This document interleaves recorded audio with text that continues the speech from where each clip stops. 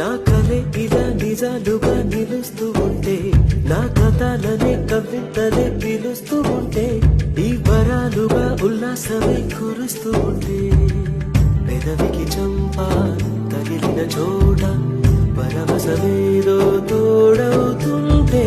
పగలే అయినా గగనంలోన తారలు చేరెనుగా, నిజంగా నేనేనా ఇలా నీ జలలో ఉన్నా, ఇదంతా